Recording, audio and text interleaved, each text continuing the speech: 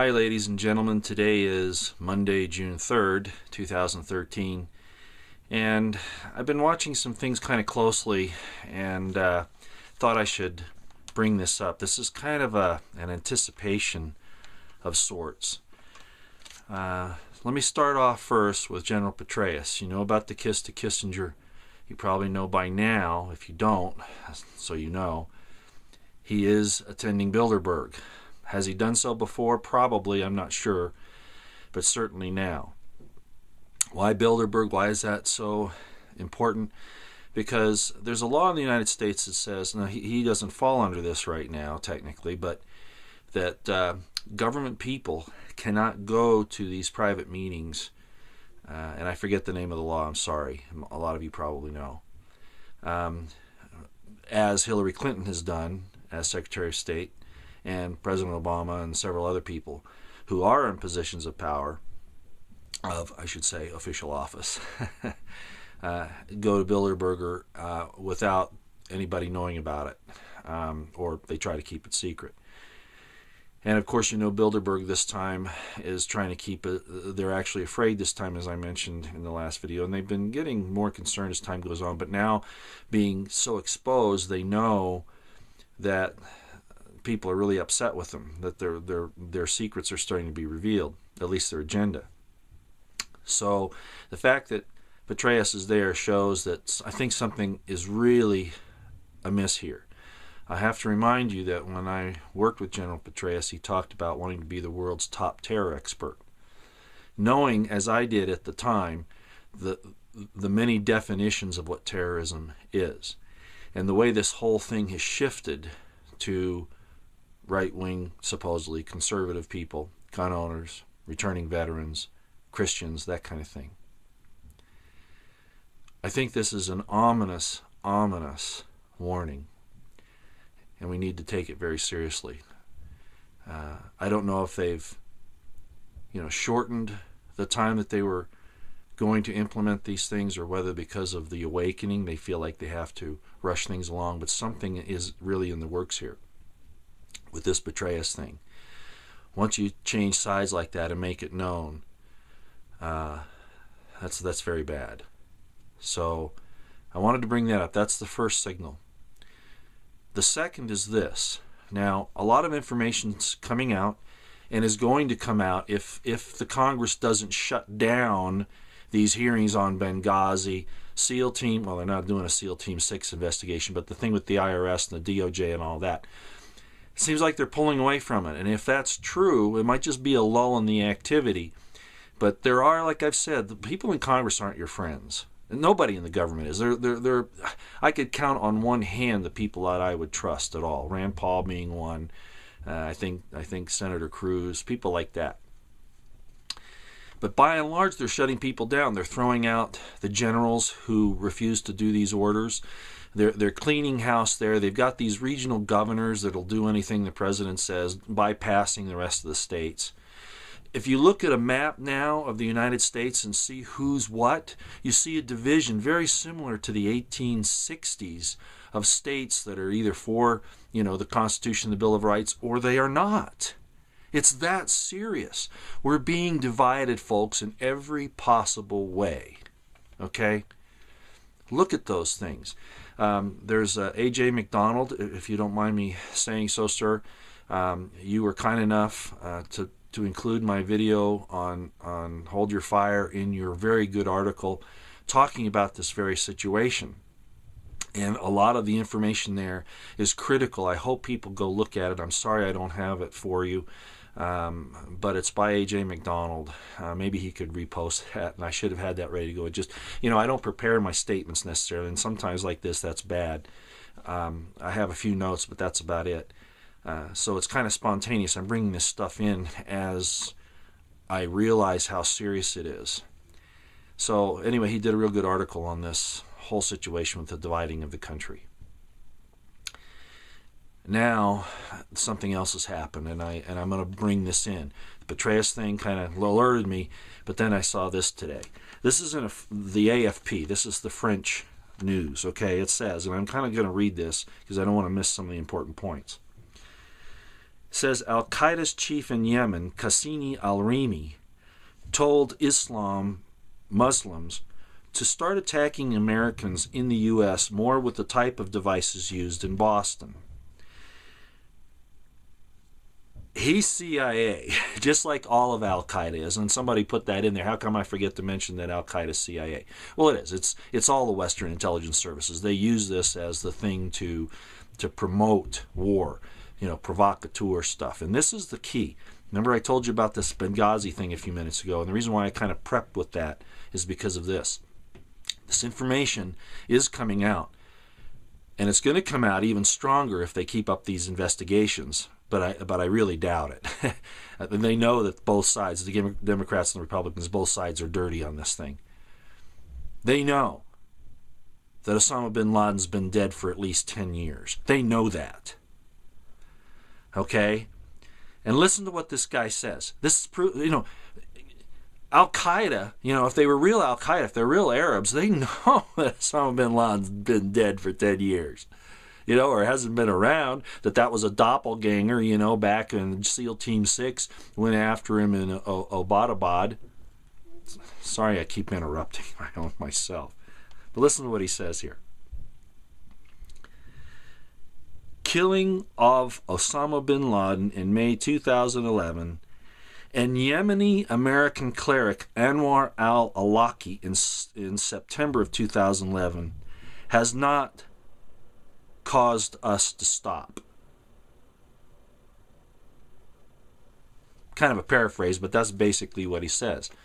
In other words, they're saying that just because Osama bin Laden was killed and Anwar al-Awlaki, who anybody who's followed this knows that al-Awlaki was a CIA operative. He even dined at the Pentagon. Okay?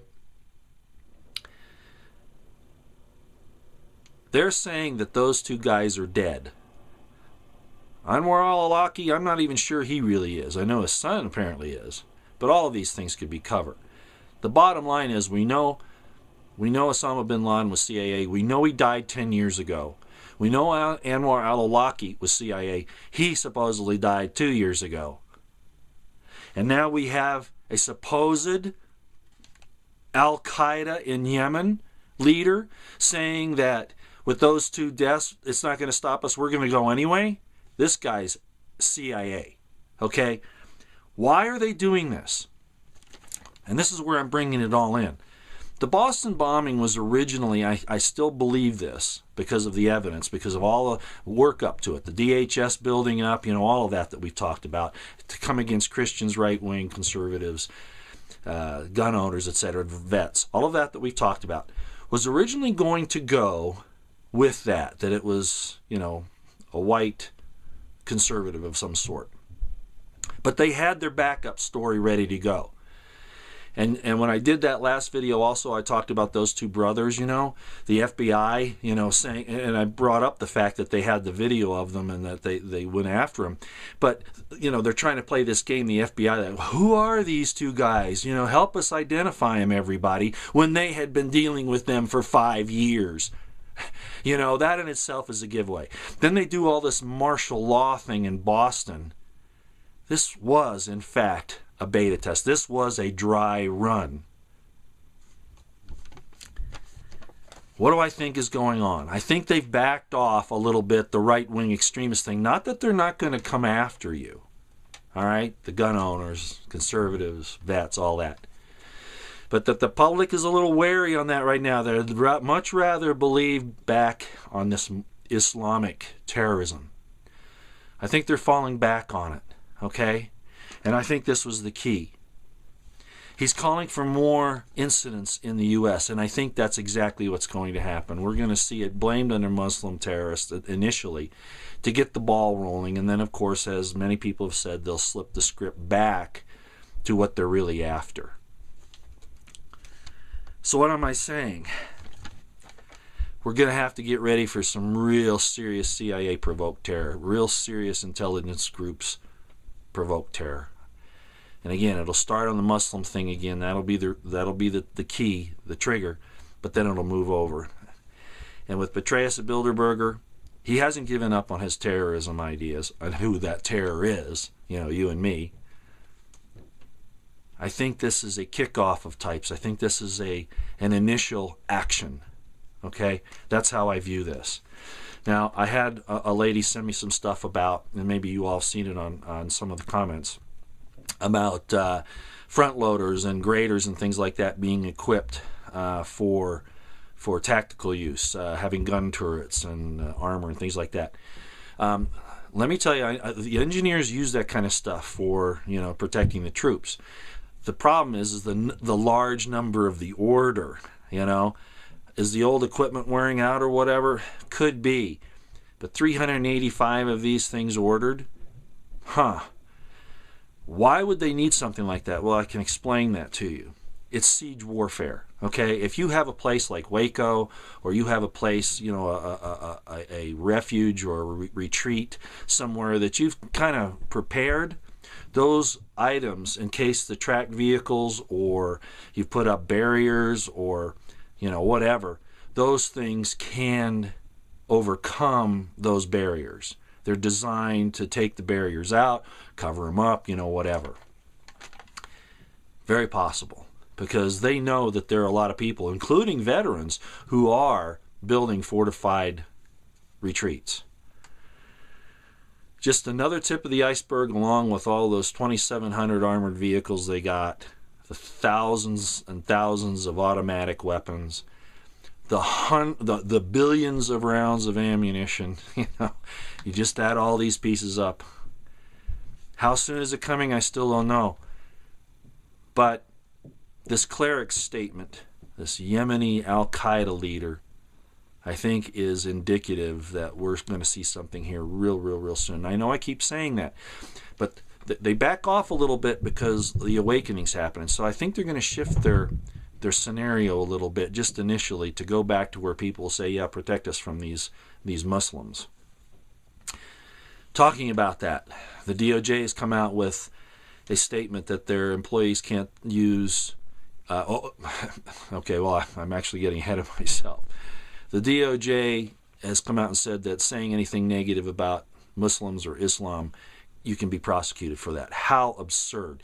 If you were saying something like, let's go kill these people, that's different. But I think they're talking about anything that might be considered opposing to the religion. It seems like Obama's doing everything he can to support Islam and put the Christians and anybody who doesn't believe in Islam, let's put it that way, down.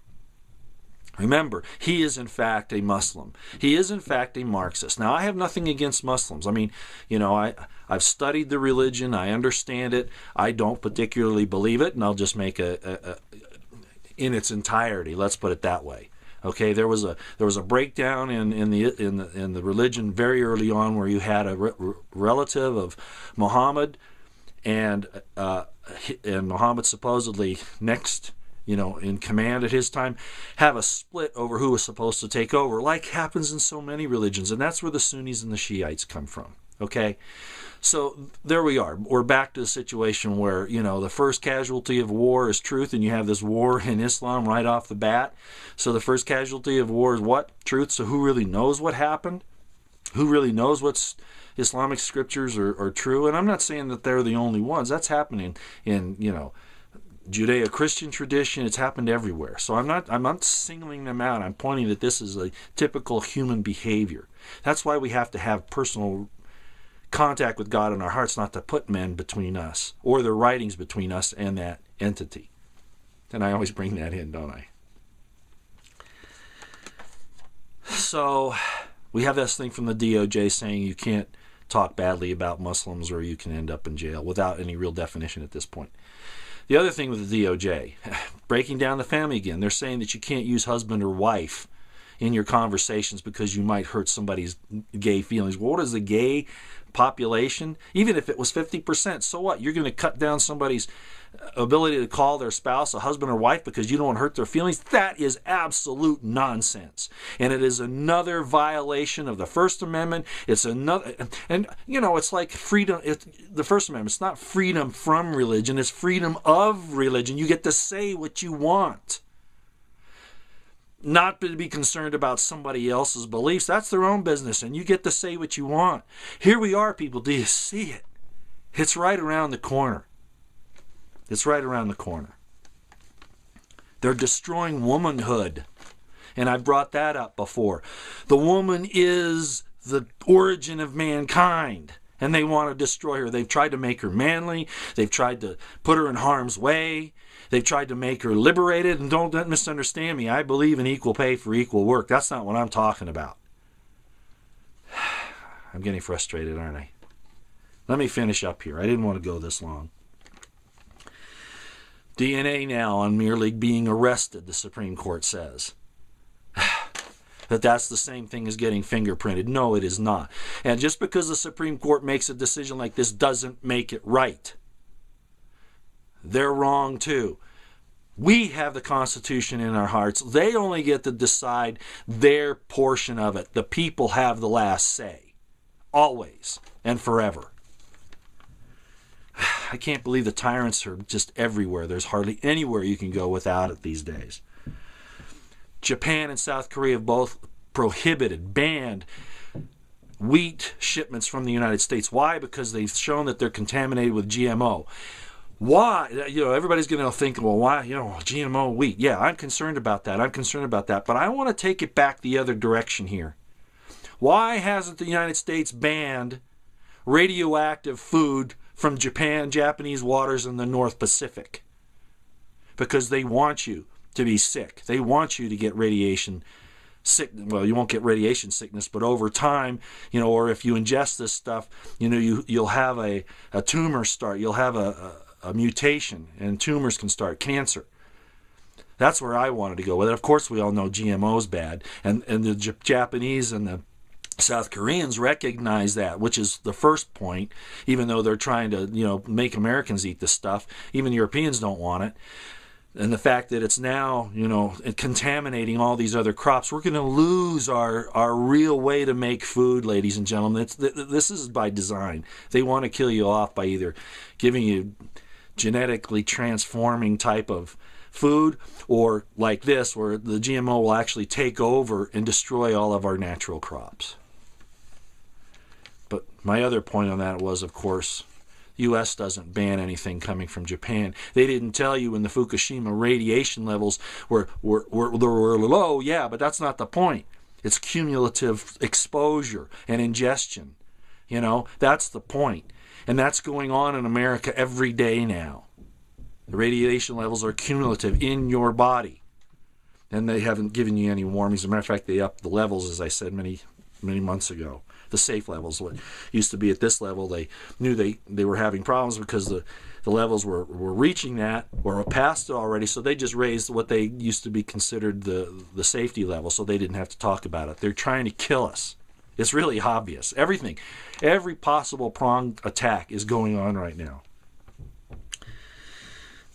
All right, wow, that there we are. Okay.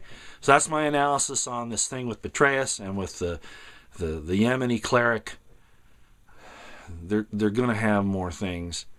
They're going to slip back into that mode right now because people will believe it better. The Boston bombing thing went real bad for them. And they had to blame that on Muslims, and that was the backup plan with these two kids. It's really sad. Not that they weren't operatives, because at least the older one. But it's real obvious to see what's happening here. Okay. I'll get this out. A little more somber today, not quite in as good a mood, because I see these things progressing. And all I can say is continue to prepare, Don't think that because it doesn't happen today or tomorrow that it isn't. It's imminent. It's planned. It's going to happen. I just don't know the actual time frame. But watching all this stuff, all the preparations, all the things going on, it's definitely at least speeding up. Okay. And I need to put a quick insert in here. Pardon me for doing this, but I thought about it after I turned the camera off. Remember the stand down in Coast Guard District 7. Remember that. Remember the exercise that was going on. A lot of people said they saw airplanes coming in and landing in the fields. I don't have any definite proof of that. UN troops getting off of them and all that. I don't know about that. Okay, I was not able to verify it. But the fact that this exercise is going on would be cover for bringing people and weapons into the country. this Muslim cleric's statement is to be taken very, very seriously. I think they brought something into the country during that exercise. I wasn't sure at the time, but now I realize that exercise where they killed those 2 FBI agents who were investigating Joe Carr, okay, very, very suspicious. They used that exercise not just to get rid of them and to maneuver things around, but to bring something into this country. It's here. It's here. I have no doubt in my mind about it right now. Okay, I just wanted to interject that real quick and also say Private Manning is now going through his court-martial during this trial, and they're going to bring up what he did when he had no way to bring this stuff up to the chain of command. There was no open door policy. They denied it. I'm sure he didn't feel comfortable with it. There are people guilty of war crimes in the military and in our political circles that should be on trial. Okay, try Bradley Manning, okay? But let's get that evidence that comes out in this military court, which they won't let out, of course.